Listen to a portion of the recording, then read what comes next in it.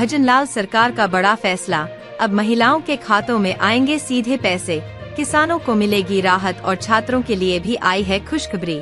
यानी इस बार हर वर्ग को कुछ ना कुछ बड़ा फायदा मिलने वाला है, क्योंकि आज के फैसले बदल सकते हैं आपकी जिंदगी का हिसाब। तो बने रहिए इस वीडियो के अंत तक, क्योंकि आगे हम बताने वाले हैं राजस्थान की आज की 50 सबसे बड़ी और काम की खबरें जो हर नागरिक को जाननी चाहिए। अगर आपने इस वीडियो को जरा सा भी मिस किया तो आप उन सभी लाभों से वंचित रह जाएंगे जो आपको मिलने चाहिए थे। तो चलिए जानते हैं उन तमाम 50 बड़ी खबरों को सिर्फ कुछ ही मिनट में। राजस्थान में वेस्टर्न डिस्टर्बेंस के असर से उत्तरी हवा कमजोर हो गई, जिससे तापमान में बढ़ोतरी हुई है। वहीं अलवर, धौलपुर सहित कई जिलों में कोहरे का असर बढ़ गया है। मौसम विभाग ने 22 और 23 दिसंबर को भी 10 जिलों में घने कोहरे और शीतलहर की चेतावनी दी है। वहीं शुक्रवार देर रात धौलपुर में कोहरे के कारण एक्सीडेंट हो गया। 2 कार पार्वती नदी में गिर गईं। विभाग के अनुसार क्रिसमस से सर्दी तेज होने की संभावना है।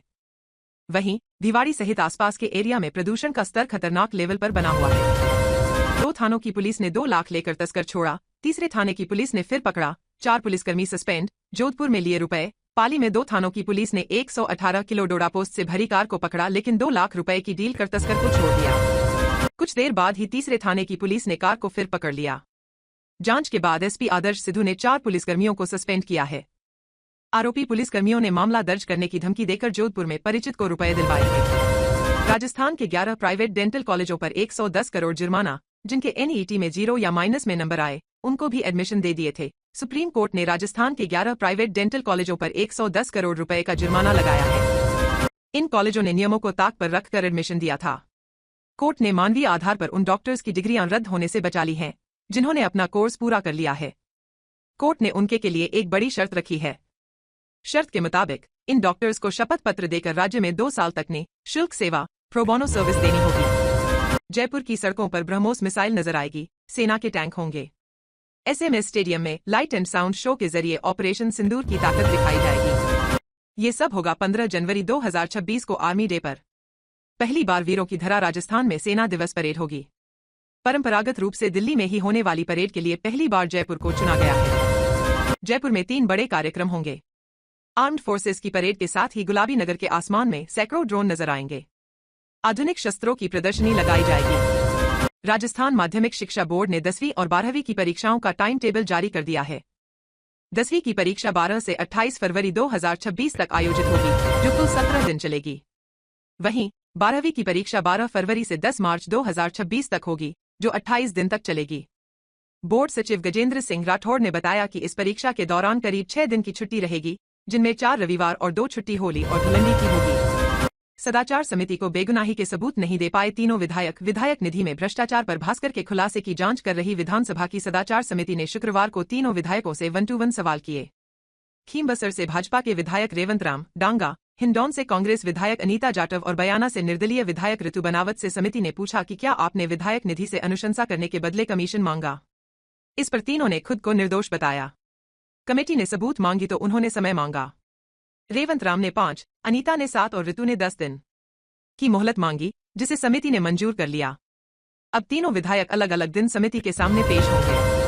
बांग्लादेश में शेख हसीना के विरोधी नेता उस्मान हादी की मौत के विरोध में इंकलाब मंच और जमात के कट्टरपंथियों ने शुक्रवार को बेनापोल से भारत के बॉर्डर तक मार्च निकाला। उनका कहना था कि पूर्व पीएम शेख हसीना को बांग्लादेश को सौंपा जाए। जबकि चट्टोग्राम में चंद्रनाथ मंदिर के बाहर कट्टरपंथियों ने धार्मिक नारेबाजी की। ढाका में प्रतिष्ठित ढाकेश्वरी मंदिर की सुरक्षा के लिए अतिरिक्त पुलिस बल तैनात किया गया है। ढाका के तोपखाना रोड पर स्थित शिल्पी गोष्ठी सांस्कृतिक केंद्र का भी कट्टरपंथियों ने घेराव कर जमकर नारेबाजी की। इस बीच हादी का शव शुक्रवार शाम सिंगापुर से ढाका लाया गया। यूनुस सरकार ने शनिवार को राष्ट्रीय शोक का ऐलान किया है। हादी का अंतिम संस्कार शनिवार को होगा। इस बीच ढाका में आंदोलनकारी फिर हिंसक हो गए और उदीची संस्था के कार्यालय को जला दिया। ये संस्था कट्टरपंथियों के विरोध में काम करती है। इधर भारतीय सेना भी एक्टिव हो गई है और बांग्लादेश के हालात पर नजर बनाए हुए है। ईस्टर्न कमांड प्रमुख ले जनरल आरसी तिवारी ने गुरुवार शाम भारत बांग्लादेश सीमा का दौरा किया है। सुप्रीम कोर्ट की ओर से अरावली पहाड़ियों की नई परिभाषा को मंजूरी दिए जाने के बाद मेवाड़ में उबाल देखने को मिल रहा है। हर जगह विरोध प्रदर्शन किया जा रहा है। अरावली पर्वतमाला की नई परिभाषा के विरोध में शुक्रवार दोपहर कांग्रेस पर्यावरण संरक्षण प्रकोष्ठ की ओर से उदयपुर कलेक्ट्रेट पर धरना प्रदर्शन किया। धरने को संबोधित करते हुए कांग्रेस नेताओं ने कहा कि नए मानक के तहत आसपास की जमीन से 100 मीटर या उससे अधिक ऊंची भूआकृति को ही अरावली पर्वतमाला माना जाएगा। इससे अरावली की 90% से अधिक पहाड़ियां संरक्षण के दायरे से बाहर हो जाएंगी और खनन, रियल एस्टेट व निर्माण गतिविधियों को खुली छूट मिल जाएगी। मेक्सिको की ओर से भारत से आयात होने वाले टेक्सटाइल उत्पादों पर 50% टैरिफ लगाने से देश के टेक्सटाइल उद्योग को बड़ा झटका लगा है। इसका सीधा और गहरा असर राजस्थान के टेक्सटाइल हब भीलवाड़ा पर पड़ेगा। टैरिफ 1 जनवरी 2026 से लागू होते ही भीलवाड़ा से मेक्सिको को होने वाला लगभग 200 करोड़ रुपए का वार्षिक निर्यात पूरी तरह ठप होने की आशंका है। टेक्सटाइल उद्योग पहले ही अमेरिका की ओर से लगाए गए ट्रंप टैरिफ से जूझ रहा था। अब मेक्सिको के इस फैसले ने संकट और बढ़ा दिया है। मेक्सिको ने ऑटोमोबाइल, इलेक्ट्रॉनिक्स और टेक्सटाइल सहित कई उत्पादों पर टैरिफ लगाया है। इसके चलते भीलवाड़ा से हर महीने 20 से 22 कंटेनर टेक्सटाइल निर्यात बंद हो जाएगा। मासूम बेटे की सर्जरी करवाने मथुरा गया था, डॉक्टरों ने निकाल ली किडनी। 15 लोगों पर एफआईआर। राजस्थान के भीग जिले से जुड़ा एक दिल दहला देने वाला मामला सामने आया है, जिसने हर किसी को झकझोर कर रख दिया।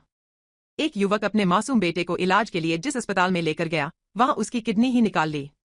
इस मामले में अब पीड़ित पिता ने 7 डॉक्टरों सहित 15 लोगों के खिलाफ शिकायत दर्ज कराई है। दरअसल ये पूरा मामला मथुरा के अकबरपुर स्थित Kanta Devi medical college hospital and research centre से जुड़ा हुआ है। डीग जिले की पहाड़ी तहसील के कैथवाड़ा निवासी भीम सिंह पुत्र यादराम ने कोर्ट इस्तगासे के जरिए छापा पुलिस थाने में रिपोर्ट दर्ज करवाई है। पीड़ित पिता ने डॉक्टर श्याम बिहारी शर्मा, समर्थ, आशीष, निश्चितना, दीपक अग्रवाल, शालिनी, पुष्पेंद्र सहित 15 लोगों के खिलाफ केस दर्ज करवाया है। देश में शिक्षा नगरी के नाम से विख्यात कोटा में शिक्षा क्षेत्र को और मजबूत करने की योजनाओं को तैयार किया जा रहा है। कोटा को देश में उच्च शिक्षा और टेक्नोलॉजी हब के रूप में विकसित किया जाएगा। इसी कड़ी में लोकसभा अध्यक्ष ओम बिरला की केंद्रीय शिक्षा मंत्री धर्मेंद्र प्रधान के साथ संसद भवन में बुधवार को लंबी बैठक हुई। इसमें कोटा बूंदी क्षेत्र में उच्च शिक्षा एवं स्कूली शिक्षा के समग्र विकास से जुड़े विभिन्न विषयों पर विस्तृत एवं सार्थक चर्चा की गई। केंद्रीय शिक्षा मंत्री ने विशेष समिति गठित करने के निर्देश दिए, जो 1 माह के भीतर अपनी रिपोर्ट प्रस्तुत करेगी। लोकसभा अध्यक्ष बिरला ने कहा कि कोटा देश का प्रमुख शैक्षणिक केंद्र है, जहां सड़क और रेल कनेक्टिविटी सशक्त है। आने वाले वर्षों में एयर कनेक्टिविटी भी सुगम हो जाएगी। हर वर्ष लगभग 1.5 लाख विद्यार्थी आईआईटी एवं मेडिकल प्रवेश परीक्षाओं की तैयारी के लिए कोटा आते हैं। ऐसे में IIIT कोटा को अधिक सशक्त बनाया जाना समय की आवश्यकता है। इसे देश की आईआईटी की तर्ज पर विकसित किया जाना चाहिए। राजस्थान के स्कूल अगले 2 दिन बंद रहेंगे। विभाग ने बताया कि 19 और 20 दिसंबर को राज्य स्तरीय शिक्षक सम्मेलन आयोजित किया जाएगा। इस सम्मेलन में शिक्षकों के प्रशिक्षण और कार्यशाला सत्र होंगे। इस कारण स्कूलों में दोनों दिनों में पढ़ाई नहीं होगी। सवाई माधोपुर जिले के बैरखंडी निवासी निर्मल वर्मा की सड़क दुर्घटना में मौत हो गई। निर्मल का हाल ही में राजस्थान प्रशासनिक सेवा RAS में चयन हुआ था। उनके असामयिक निधन से क्षेत्र में शोक की लहर फैल गई। वहीं परिजनों ने इसे सामान्य सड़क हादसा मानने से इनकार करते हुए हत्या की आशंका जताई है और निष्पक्ष जांच की मांग की है। जानकारी के अनुसार यह घटना बहतेड़ और मोरेल नदी के बीच हुई। हादसे की सूचना मिलते ही मलारना डूंगर पुलिस मौके पर पहुंची और शव को कब्जे में लेकर मोर्चरी भिजवाया। इधर परिजन और ग्रामीण बुधवार सुबह करीब 9 बजे गंगापुर सिटी सवाई माधोपुर मार्ग पर पहुंच गए और सड़क जाम कर दिया। उन्होंने यह भी बताया कि जून 2023 में निर्मल के पिता की भी संदिग्ध परिस्थितियों में मौत हुई थी, जिसे उस समय दुर्घटना बताया गया था। विकसित भारत गारंटी फॉर रोजगार एंड आजीविका मिशन ग्रामीण बिल यानी VBG रामजी पर कृषि मंत्री शिवराज सिंह ने लोकसभा में जवाब दिया। इस दौरान विपक्ष बिल के विरोध में जमकर नारेबाजी की। विपक्षी सांसद वेल में पहुंच गए और कागज फेंके। हंगामे के बीच बिल ध्वनिमत से पास हो गया। शिवराज सिंह चौहान ने कहा, मनरेगा का नाम पहले महात्मा गांधी के नाम पर नहीं रखा गया। वो तो पहले नरेगा थी। बाद में जब 2009 के चुनाव आए तब चुनाव और वोट के कारण महात्मा गांधी याद आए, बापू याद आए, तब उसमें जोड़ा गया महात्मा गांधी।